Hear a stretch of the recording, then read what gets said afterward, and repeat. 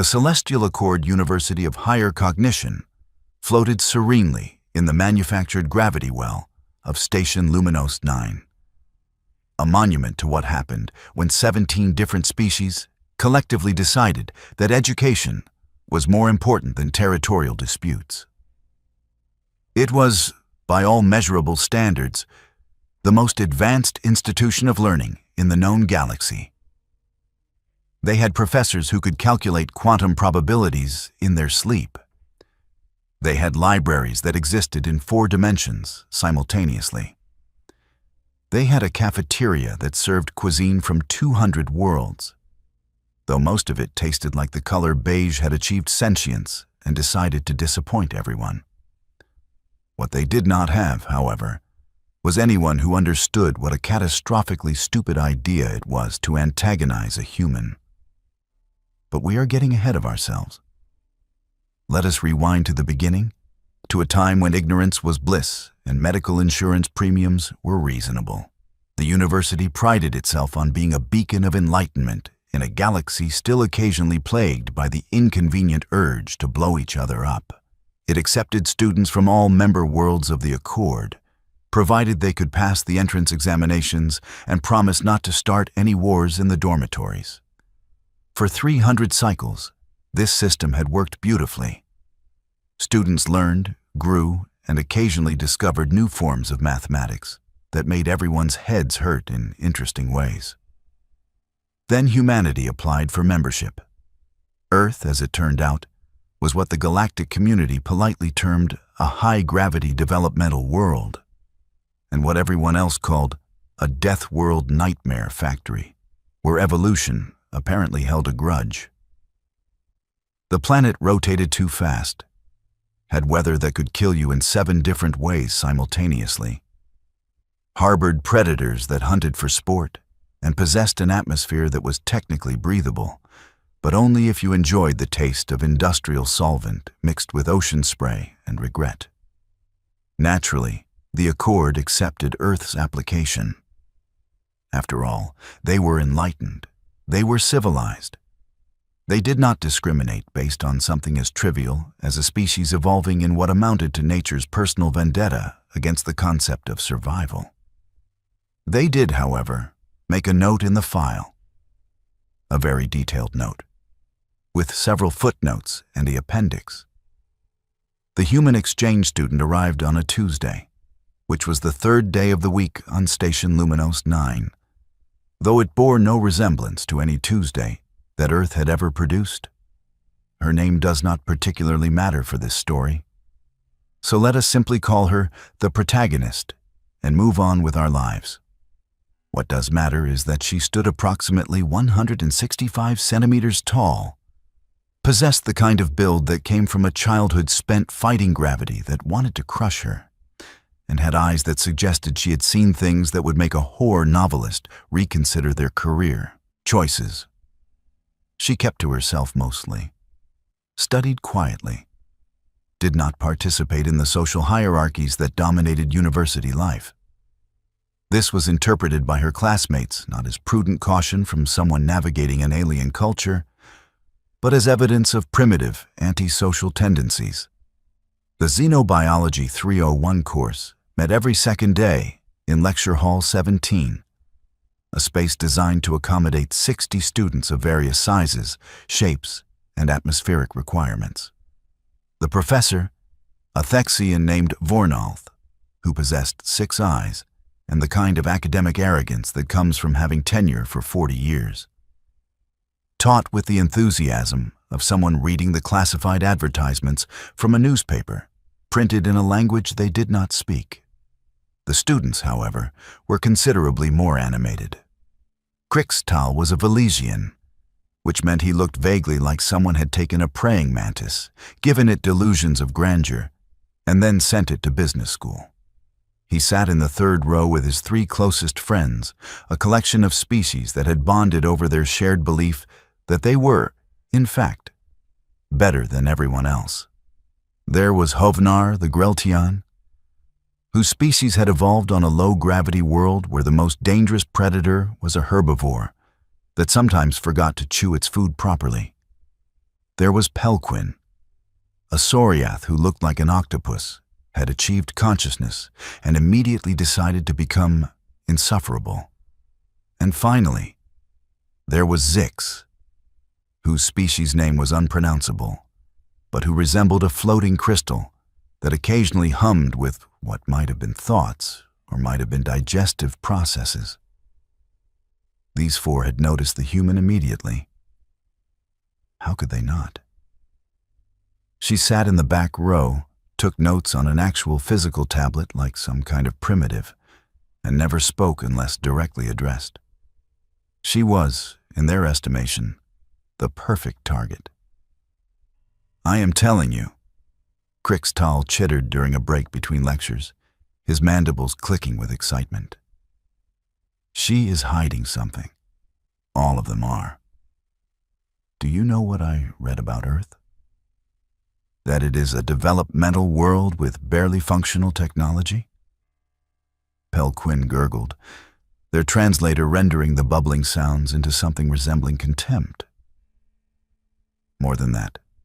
The entire planet is a death trap. The gravity alone would crush most civilized species. They have storms that can level cities. Their oceans contain creatures that could swallow a shuttle. And the humans." Krixtal leaned in conspiratorially. "They evolved by learning to throw rocks at predators until the predators got the message." "Surely you are exaggerating," Hovnar said, though his voice carried uncertainty. His species had evolved past physical violence approximately 10,000 years ago. The concept of throwing rocks at anything seemed barbaric. "I am not. And here is what I propose." Krixtal's eyes glittered with what he believed was cleverness, but what was actually the kind of stupidity that gets inscribed on cautionary plaques. "We expose her. Publicly. Show everyone what these humans really are beneath that quiet exterior. We stream it, make it educational. Professor Vornalth is always saying we should be more engaged with practical applications of xenobiology." "Stream it?" Zix hummed, their crystalline structure vibrating with interest. "Of course. The university encourages documentation of educational moments. We would be performing a service, really.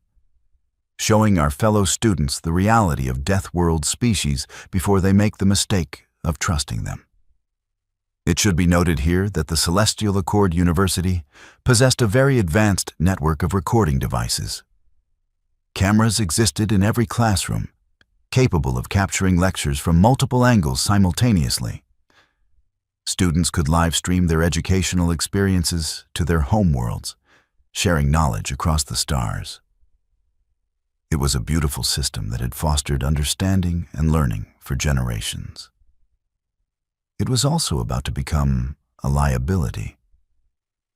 The plan, such as it was, took shape over the next 3 days. Krixtal and his associates spent their free time researching Earth, compiling a list of every terrifying fact they could find about the planet and its dominant species. They discovered information about persistence hunting, about endurance that allowed humans to chase prey until it collapsed from exhaustion.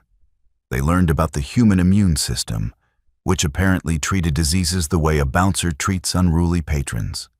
They read about pain tolerance, about healing factors, about the disturbing fact that humans had conquered their world not through natural advantages, but through sheer stubborn refusal to die.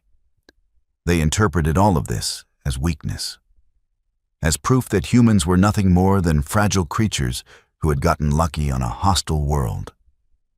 This was their first mistake. It would not be their last. The xenobiology lecture on the appointed day concerned the evolutionary adaptations of various species to their home environments. Professor Vornalth droned through slides showing Polarian wing structures and Greltian photosynthetic skin cells with the passion of someone describing beige paint drying on a beige wall. The human sat in her usual spot, taking notes, occasionally glancing up at the displays with mild interest. Krixtal had positioned himself perfectly. His personal recording device, small enough to be overlooked, sat on his desk at an angle that would capture everything. He had already started streaming to his feed, where approximately 200 students from various worlds watched with curiosity. The classroom cameras were, of course, also recording as they always did, feeding into the university's educational archive. "Professor," Crichstall said, raising one of his forelimbs, "I have a question about Deathworld adaptations." Vornalth sighed, which involved 3 of his 6 eyes rotating independently in what might have been annoyance. "Yes? Specifically, I am curious about humans. We have one in our class, after all. Perhaps she could provide some practical demonstration of Earth adaptations?" The protagonist looked up from her notes. Her expression did not change, but something in her posture shifted infinitesimally. Anyone who had spent time around actual predators might have recognized it as the subtle tensing that preceded decisive action. The students of Celestial Accord University had not spent time around actual predators. "I am sure our human colleague would prefer to simply observe," Vornalth said dismissively. He had enough problems without adding interspecies incidents to his workload. "Oh, I insist," Crichstall pressed. "It would be educational. We could learn about the physical capabilities of Deathworld species. Strength, reflexes, that sort of thing." He turned to address the protagonist directly. "You would not mind, would you? Unless, of course, the rumors about human fragility are true?" The protagonist closed her tablet slowly. When she spoke, her voice was level and carried the kind of calm that generally preceded hurricanes. "What exactly did you have in mind?" "A simple demonstration. Strength comparison, perhaps, or reaction time. We could make it fun, like a game." Crichstall's mandibles clicked with what he thought was friendly enthusiasm. "After all, you are the first human most of us have met. We are simply curious about your capabilities." "Curious," the protagonist repeated flatly. "Exactly. Scientific curiosity. The foundation of learning." Crichstall gestured to his friends. "We could form 2 teams. A friendly competition. Nothing dangerous." This was, of course, a lie. Crichstall had every intention of making the human look foolish, of exposing what he believed would be inferior strength and speed compared to civilized species. His friends were in on it. Even a few other students had been quietly informed that something entertaining was about to happen. The protagonist stood up. The movement was economical, no wasted energy, the kind of efficiency that came from a lifetime of living under gravity that wanted to murder you. "If you insist on a demonstration, I will participate. But I want it clearly stated that I tried to decline." Of course," Crichstall said, practically vibrating with excitement. Everyone heard her. "She is participating voluntarily." Professor Vornalth should have stopped it there. A more alert instructor might have noticed the warning signs, might have recognized the setup for what it was. But Vornalth was thinking about his research paper and how many more cycles until retirement. So he simply waved a forelimb in vague permission and returned to his slides. The students cleared space in the front of the classroom, forming a loose circle. Crichstall positioned himself opposite the protagonist, his friends flanking him in what they probably thought was an impressive formation. The live stream viewership had jumped to over 500. The classroom cameras captured everything from multiple angles, dutifully recording what everyone believed would be an amusing interspecies comparison. "Simple test first," Crichstall announced. "Strength. I will push from this side. You push from your side. We see who is stronger. Fair?" The protagonist nodded once. They clasped forelimbs, or in the human's case, hands. Crichstall's chitinous appendage against her flesh and bone. The Valesian braced himself, his body language broadcasting confidence to his audience. "On 3, he said. 1, 2, 3. He pushed. The protagonist did not move. Krixtal pushed harder, putting his full strength into it, the kind of force that would have easily overwhelmed most civilized species. The protagonist yawned. Krixtal's confidence flickered. He adjusted his stance, tried a different angle, pushed with everything he had. The human's arm did not budge. She looked bored. "Are you finished?" she asked. "I was not using my full strength." Krixtal lied. "Now I will." He pushed again. The protagonist waited approximately 3 seconds, then pushed back. Krixtal skidded backward 4 meters, his feet scrambling for purchase on the smooth floor. He crashed into a desk, sending datapads scattering. The watching students murmured. This was not going according to plan. "Interesting," the protagonist said. "Would anyone else like a turn?" Havenar stepped forward. The Glitchedand was larger than Krixtal, with a body structure designed for his low-gravity homeworld's environmental challenges. "I will try, but let us make it more interesting. A test of reflexes instead." "Fine," the protagonist said. "I will attempt to touch your shoulder. You attempt to stop me. First contact wins. Agreed?" "Agreed." Havenar moved. He was fast by Glitchedand standards, his arm lashing out in what should have been a lightning-quick strike. The protagonist was not there. She had shifted position so minutely that Havenar's hand passed through empty air. Before he could reset, she tapped his shoulder with one finger. "Point," she said. "Again," Havenar demanded. "I was not ready." They reset. Havenar tried again, and again, and again. Each time, the protagonist evaded with minimal movement, then tapped his shoulder as if she had all the time in the world. By the 7th attempt, Havenar was breathing hard, his photosynthetic skin cells working overtime. The protagonist was not even sweating. "Perhaps," Pelquin gurgled from the sidelines, their translator working to convey their growing unease. "We should stop." "No," Krixtal snapped.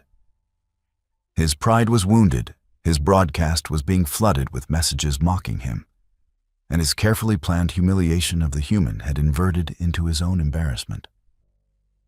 "One more test, a real test." He retrieved something from his bag. It looked like a training implement, a padded rod used in combat sports on several worlds. "Defense test. We attack slowly, you defend. Show us these famous human reflexes everyone speaks of." "I would rather not," the protagonist said quietly. "What? Afraid?" Krixtal's voice took on an edge. "You have embarrassed me in front of hundreds of viewers. Surely you can handle a simple defense demonstration?" "I am giving you an opportunity to stop," the protagonist said. Her voice had gone very flat. "Take it." "Attack pattern Delta," Krixtal said to his friends, ignoring her completely. This was the moment, the specific second when everything went irreversibly wrong. Because Krixtal and his friends had planned this particular pattern, had researched what they believed were human weak points. The plan was to strike simultaneously from multiple angles, just hard enough to make contact, to prove that humans could be overwhelmed by coordinated civilized species. What they had failed to understand was that humans did not have weak points in the way they imagined. Humans had evolved past the concept of weak points. Every part of a human could become a weapon. Every moment of vulnerability was temporary. They attacked. 4 of them, moving in coordination, training rods swinging toward the protagonist from different vectors. The classroom cameras caught what happened next.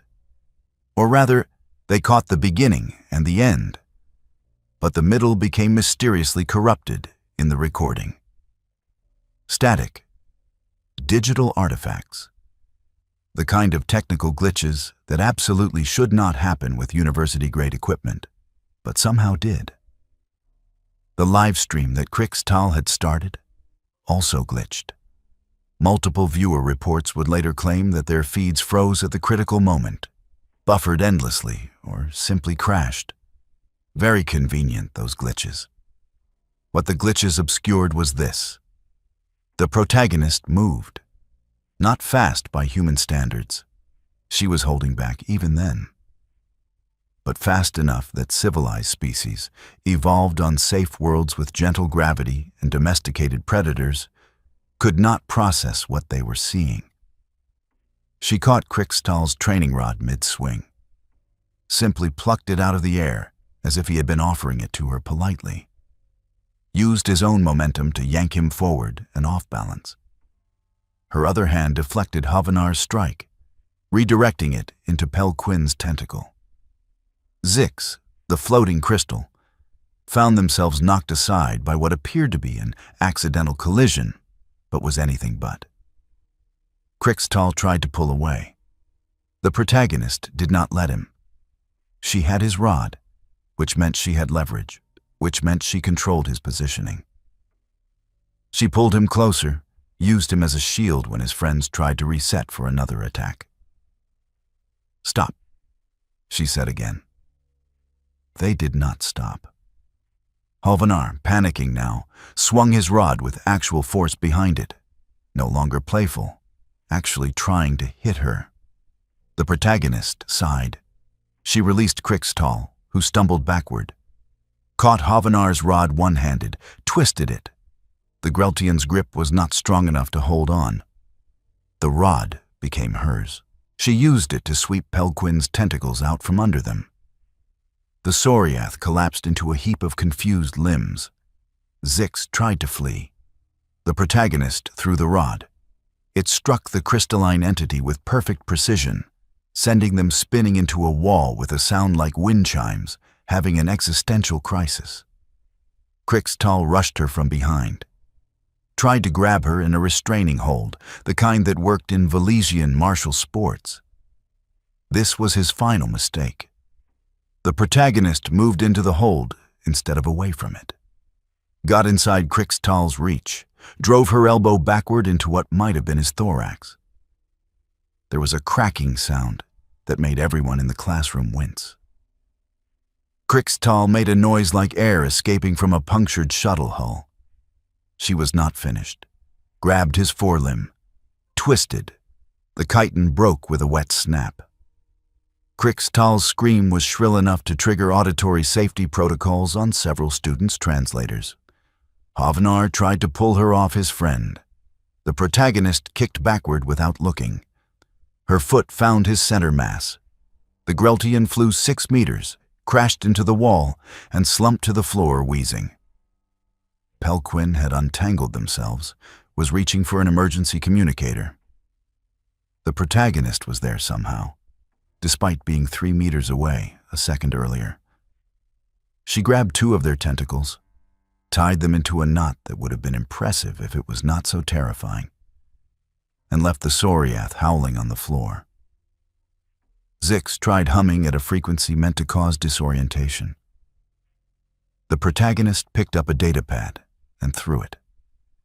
The impact sent cracks spreading through Zix's crystalline structure like a spider web of very poor life decisions.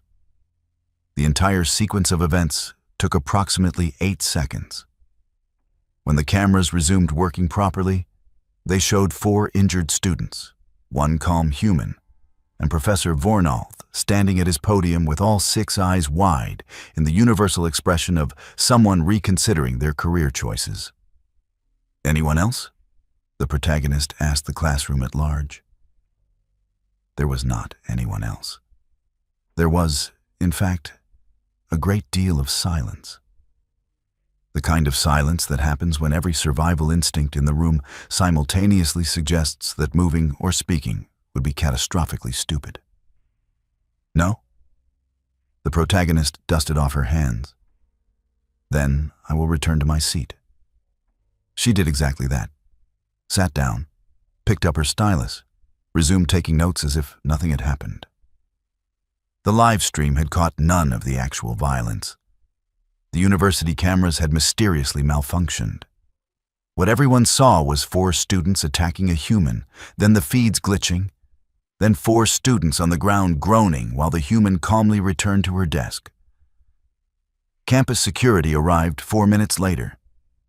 They had been alerted by the emergency beacon that Pell Quinn had managed to activate. They entered the classroom expecting to find a human who needed to be restrained and transported to holding. What they found instead was 4 injured students requiring medical attention and 1 human sitting quietly in the back row. What happened? The security chief, a Thexian like Professor Vornalth, demanded. Every student in the classroom turned to look at Crixtal, who was cradling his broken forelimb and making small whimpering sounds. The Valesian, to his very small credit, recognized that lying would only make things worse. I attacked her, he managed. She defended herself. Defended? The security chief looked at the wreckage. This looks like more than defense. I insisted on the demonstration, Crixtal said. She warned me to stop. Multiple times, I did not stop. The security chief turned to the protagonist. Is this accurate? Yes, she said simply. The recording devices malfunctioned. Convenient. The protagonist shrugged. I am from Earth. Strange things happen around us sometimes. Electromagnetic anomalies. It is in the literature. This was a lie. But it was a lie that could not be easily disproven, and given the alternative was accepting that a human had dismantled 4 students in less time than it took to register what was happening. The security chief was willing to grasp at any explanation that did not make his job more complicated. All of you, he gestured to the injured students, to medical. You, he pointed at the protagonist, to my office. Statement required. Of course, the protagonist said pleasantly. The medical bay of Celestial Accord University was equipped to handle injuries from 200 different species. But the medics still looked baffled when they examined Crixtal and his friends. The injuries were precise. Broken limbs that would heal cleanly, bruises that looked dramatic but caused no permanent damage. It was as if someone had calculated exactly how much force to use to incapacitate without killing, which was, of course, exactly what had happened. The protagonist had spent her entire life learning to calibrate her strength for a high-gravity world full of things that wanted to eat her. Holding back against students from gentle worlds was almost insultingly easy. The security chief's office was a testament to bureaucratic efficiency. Everything filed, everything documented, everything designed to cover the university's liability in any situation. He gestured for the protagonist to sit, which she did with that same economical movement that suggested stored energy waiting for release. Explain, he said. She explained, calmly, accurately, without embellishment. Described how Crixtal had initiated the confrontation, how she had attempted to decline multiple times, how the attack had escalated despite her warnings. You could have left the classroom, the security chief pointed out. I could have, the protagonist agreed. But I am tired of leaving. Every class, every social space, every interaction requires me to make myself smaller, quieter, less than what I am, because my existence makes others uncomfortable. I warned them. I gave them every opportunity to stop. They chose not to. This is the consequence of that choice. You injured 4 students. I defended myself against 4 attackers. If your species has laws against self-defense, I was not informed of them during orientation. The security chief stared at her for a long moment. The cameras malfunctioned. So, I hear. All of them, simultaneously, during the exact moment of the altercation. Technology is unreliable sometimes. The university will investigate. I welcome the investigation, the protagonist said. I imagine you will find that your equipment experienced random failures. These things happen. The investigation did indeed occur. Technical experts examined the recording systems, found nothing wrong with the hardware. The software logs showed normal operation except for those 8 critical seconds. No explanation, no evidence of tampering. Just a glitch that happened to occur at the exact moment that would protect a human from excessive scrutiny. Very convenient. Very suspicious. Absolutely unprovable. The university administration convened an emergency meeting. Representatives from a dozen species argued about appropriate responses.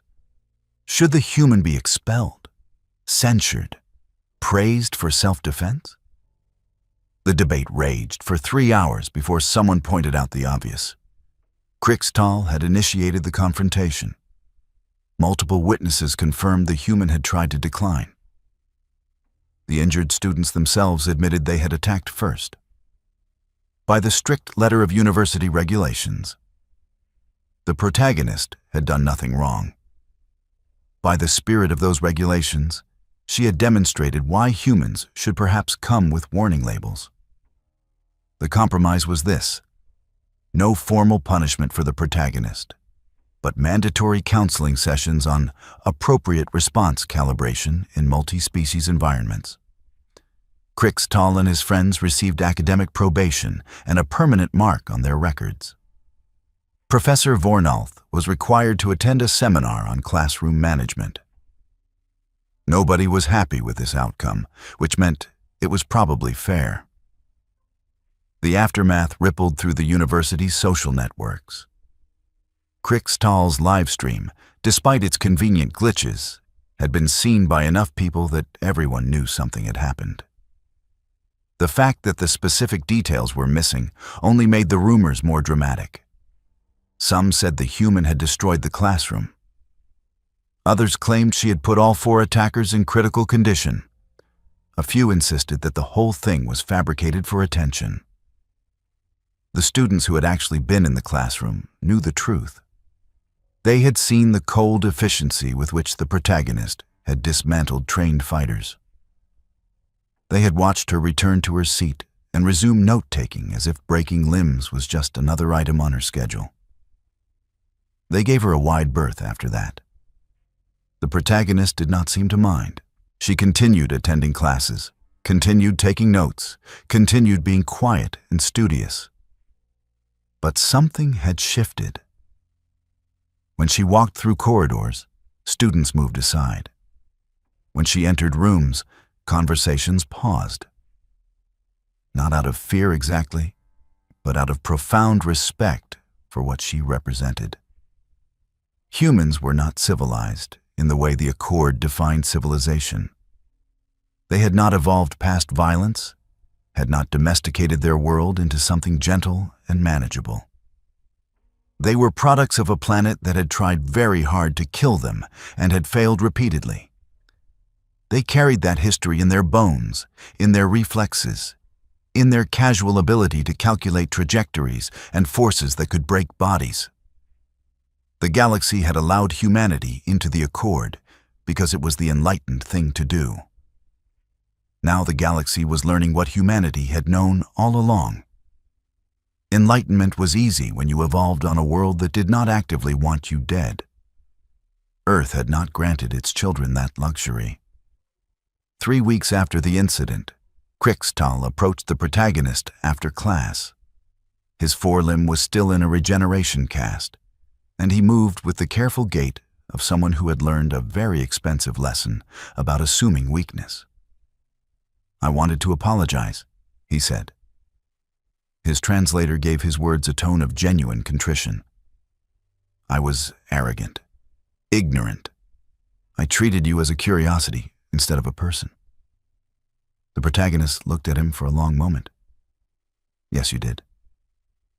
I have been researching Earth more thoroughly. Not for gossip, but to understand. Your world is terrifying. It is home, she said simply. How do you live like that? Knowing that everything around you could kill you?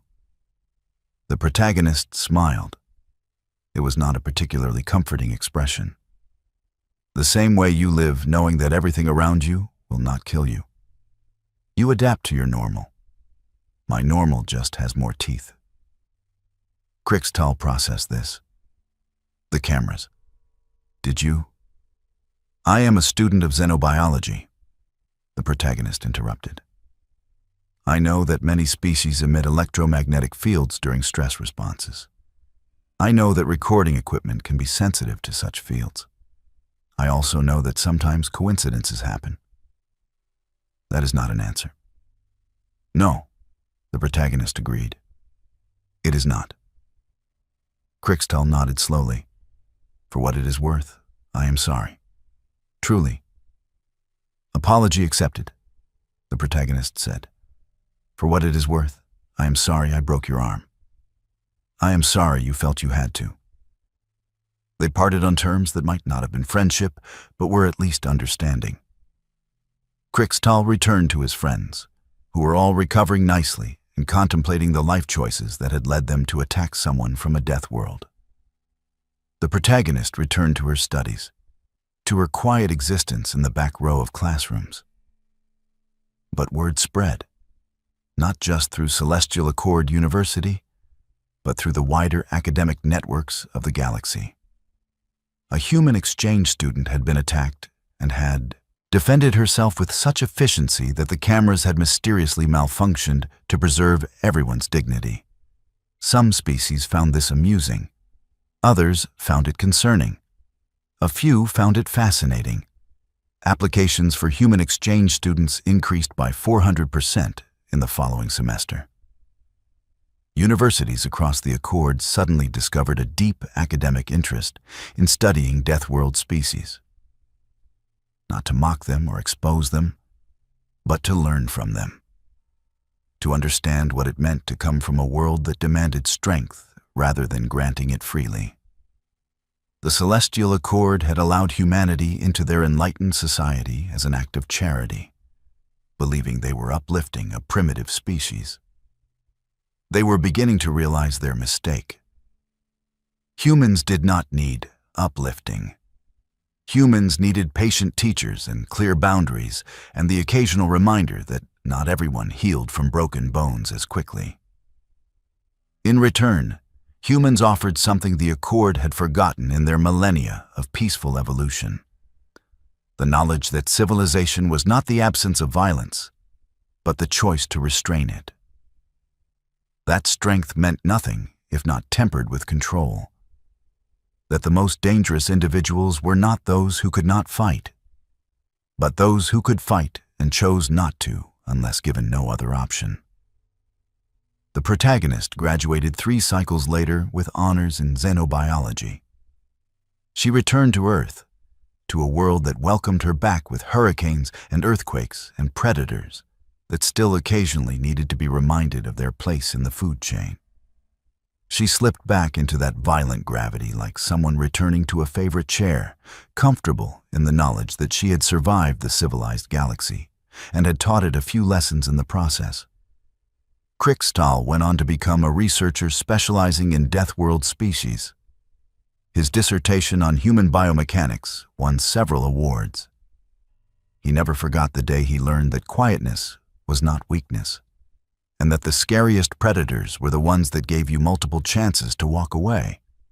The cameras in Lecture Hall 17 were replaced with newer models, more resistant to electromagnetic interference. They never malfunctioned again, at least not when humans were involved. Some said the university had upgraded the equipment. Others whispered that someone had quietly arranged for the old recordings to disappear, that institutional memory was sometimes better served by selective amnesia. The truth, as is often the case, was probably somewhere in between. And somewhere in the archives of the university, in a file marked with the highest classification protocols, there existed a report on the incident. a report that concluded with a single recommendation that would influence Accord policy for generations. When interacting with humans, remember that they are from Earth. Remember what Earth is, and remember that sometimes the greatest mercy is allowing dignity to those who could, destroy it if they chose. We are fortunate they rarely choose. The galaxy had learned a lesson that day in Lecture Hall 17. Not about human strength, though that was impressive. Not about human speed, though that was notable. But about human restraint, about the deliberate choice to hold back even when provoked, to give warnings even when offense had been given, to break limbs instead of necks and tie tentacles into knots instead of ripping them off. They learned that civilized species evolved on gentle worlds with gentle pressures. Humans evolved on Earth, where civilization was not given but taken, not inherited but built, not maintained by passive cooperation but active choice. The Accord had invited humans to join their enlightened society, expecting to shape them into something less barbaric. Instead, they discovered that barbarism and civilization were not opposites, but partners, and that the species most capable of violence were often the ones most committed to avoiding it. They discovered, much to their surprise and occasional dismay, that humanity was not a primitive species being uplifted. They were a Deathworld species that had already uplifted themselves and were now graciously sharing the results. The cameras captured everything the university wanted them to capture. The glitches preserved everyone's dignity, and in the back row of classrooms across the Accord, human students continued to sit quietly, take notes, and occasionally remind the galaxy that sometimes the most dangerous thing in the room is the one that wants to be left alone. They asked for a story. They got exactly what they asked for. And if the ending lacks a neat moral or satisfying conclusion, well, that is life in a galaxy where thousands of species try to coexist despite having fundamentally different ideas about what civilized actually means. The protagonist would have appreciated that ambiguity. She understood, better than most, that the real world rarely wrapped things up neatly. It just kept spinning, gravity crushing everything equally, while those strong enough to resist it learned to extend that strength to those who needed it. And if you are planning to antagonize someone from a death world, perhaps make sure the cameras are working first. Or better yet, do not antagonize them at all. Some lessons only need to be taught once.